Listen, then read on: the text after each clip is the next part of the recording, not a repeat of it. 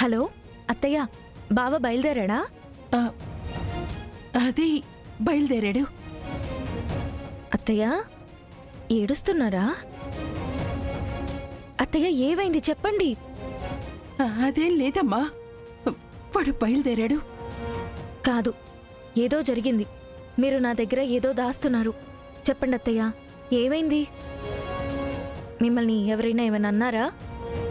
అదేం లేదమ్మా, కానీ వాడు బయలుదేరేటప్పుడు ఆ తారొచ్చి విడాకుల పత్రాలు కూడా చేతిలో పెట్టి వాటి మీద నువ్వు సంతకం పెట్టిన తర్వాతే నీకు కావలసిన సంతకం పెట్టమని చెప్పింది.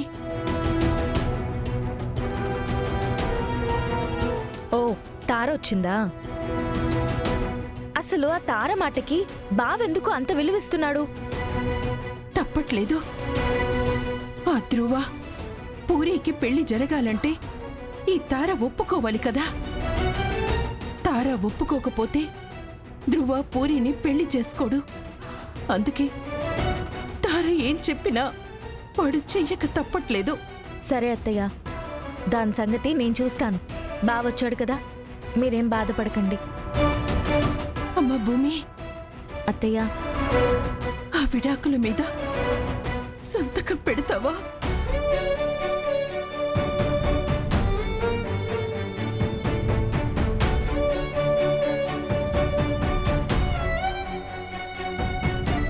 పెట్టాలి కదత్తయ్య, తప్పదు. ఇప్పుడు నేను విడాకుల మీద సంతకం పెడితేనే కదా బావ నాకు కావాల్సిన సంతకం పెడతాడు. ఆ సంతకం పెడితే ఇక మీరిద్దరూ విడిపోయినట్టే కదమ్మా. ఎందుకత్తయ్య అలా అంటారు? ఇక నీకు ఇంటికి సంబంధం ఉండదు కదా. కానీ కోడలంటే నీలా ఉండాలి, ఆ తారలా ఉండకూడదు. అత్తయ్యని అమ్మలా చూసుకుంటావు, నా కొడుకుని ప్రాణంగా ప్రేమిస్తున్నావు. నిన్ను వదులుకునే పరిస్థితి ఈ ఇంటికి రాకూడదమ్మా.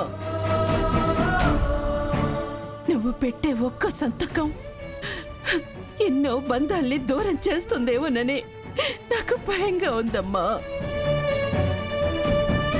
నువ్వు ఆ సంతకం పెట్టకూడదని నేను 1,000,000 మంది దేవుళ్ళకి మొక్కుకుంటున్నాను.